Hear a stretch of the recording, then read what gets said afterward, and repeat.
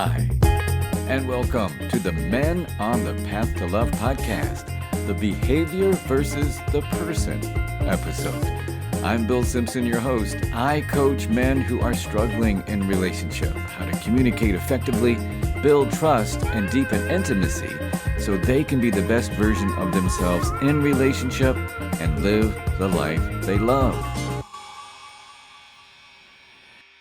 So in the Season 2, Episode 4, the How to Stop Judging Your Spouse or Partner episode, I touched on focusing on your spouse or partner's behavior rather than judge their character or who they are as a person. I wanted to dive a little deeper into this concept because I see it as a big game changer in relationship. When both individuals can focus on the behavior or the problem rather than the person, it can make for a much better relationship. I'll get into more of the process and what the research says about differentiating between the behavior and the person in a moment. But first, I want to share Nigel and Nora's story, not their real names, to give you a good example of what I'm talking about. So there's Nigel, this meticulous, organized guy, kind of a neat freak, right? He found himself increasingly frustrated by what he perceived as Nora's lack of cleanliness and orderliness. He would often catch himself muttering under his breath about her leaving things around the house and not cleaning up after herself. And over time, these frustrations grew into judgments about Nora's character. And it played out one evening after Nigel had gotten home from work. He had had a rough day, and he noticed a pile of dishes in the sink. And without thinking, and his frustrating getting the best of him, "Nora, you're so damn lazy. Why in the hell can't you clean up after yourself? WTF?" Well, Nora, feeling hurt and judged, pushed back and got all defensive and whatnot, which ended up sparking another heated argument. And this pattern of judgment repeated itself over and over in various aspects of their life. And Nigel criticized Nora for forgetting to pick up groceries or leaving her belongings scattered around the house. Every criticism felt like a personal attack to Nora, and Nigel's frustration escalated with each of what he saw as Nora's shortcomings. Well, in recognizing the strain on their relationship, Nigel reached out to me, and in our sessions, I pointed out to Nigel what the impact of his judgments could have on Nora's self-esteem and on the overall health of their marriage. And I asked Nigel if he could try to differentiate between Nora's behaviors and Nora as a person. Well, Nigel didn't get it at first. So I explained it this way. I told him that behavior is what Nora does in specific situations. You know, what you see her doing, like leaving the dishes in the sink or forgetting to pick up groceries. It's like these are individual pages in the book of your relationship. Now, on the other hand, Nora's character is the bigger picture of who she is as a person. You know, her values, her strengths, her kindness, her quirks, and the reasons you fell in love with her. And this represents the whole book, not just one page. And after hearing this, he got it. So with that understanding, I asked Nigel to reflect on Nora's positive qualities and the reasons he fell in love with her. And this exercise helped Nigel to see that Nora's behaviors, though frustrating, did not define her character as a person.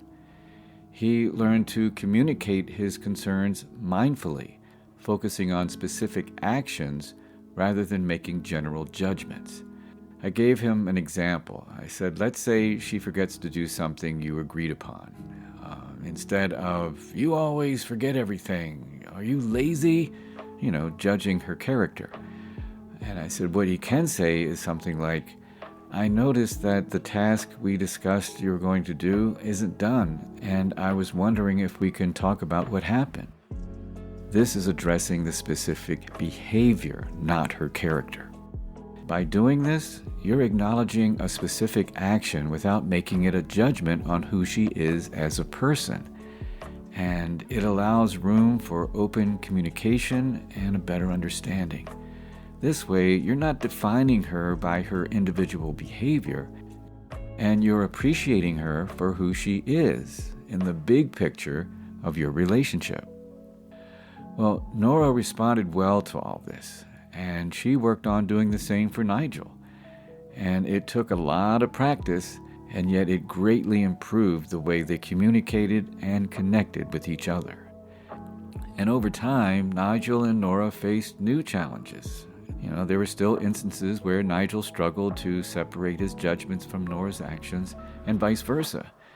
However, having the right tools, they were able to navigate their challenges more effectively.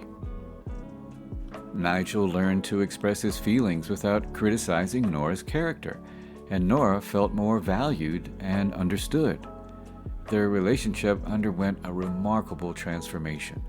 I'm telling you, the once tense atmosphere in their home was replaced by a sense of understanding and compassion. And Nigel's affection for Nora deepened as he appreciated her strengths, and Nora felt more secure in the relationship. They discovered the power of mindful communications and the importance of differentiating between behaviors and the essence of a person. Their path to love, once scarred by judgment, now flourished into a story of growth, understanding, and a stronger, more resilient connection. I'm telling you, man, the story of Nigel and Nora and all the stories I tell about how people's relationships transform reminds me of why I love what I do. It's also a reminder of what I need to do for me in my relationship with my wife. And it's a beautiful thing. So with Nigel and Nora's story, hopefully you have a good understanding of differentiating behavior or problem from the person. Now, let's take a minute to see what the research says about all this. In psychology, there's a thing called attribution theory, and it basically says that there are internal attributions, attributing behavior to personal characteristics, or there are external attributions, attributing behavior to situational factors. And in relationships, it's crucial to differentiate between a person's inherent qualities and the specific behaviors they show in certain situations. Research also says that couples who communicate mindfully with this behavior-specific awareness tend to experience more positive outcomes and resolving conflicts. Research consistently finds that couples who focus on addressing specific behaviors, providing constructive feedback, and working together on solutions tend to report a higher relationship satisfaction. I could go on about what the research says, but I won't bore you with it. In a nutshell, the research has found that the importance of differentiating between the behavior or the problem and the person in the relationship is for more effective communication, conflict resolution, and overall relationship satisfaction. And this approach promotes a healthier and more constructive way of navigating the complexities of interactions in relationship. Bottom line. I found a quote from former Olympic athlete Steve Backley. He says, "You are not your behavior. You are the person choosing your behavior." And that's a good thing to remember about others as well as ourselves. After all, it's just us being human, right?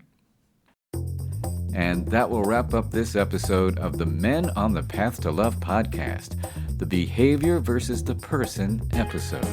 I'm Bill Simpson, your host. I thank you for taking the time to listen.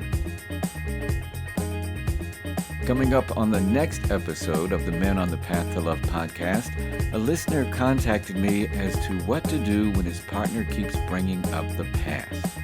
Well, it's a good question, and I see this in my practice a lot. Well, what I say a lot is the past, and there's nothing we can do to change it, right? And the best we can do is learn from it and not repeat it. Yet when your spouse or partner won't let go of the past and uses it as a weapon, that's a problem. Please join me for the History Lessons, How to Deal with a Partner Who Won't Let Go of the Past episode.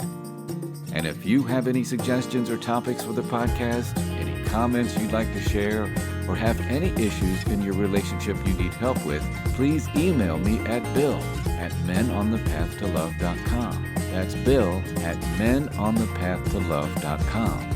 And if you would like to schedule a free hour-long, no-strings-attached consultation with me, please visit my website at menonthepathtolove.com. That's menonthepathtolove.com. And remember, until next time, keep your heart open and stay on the path to love.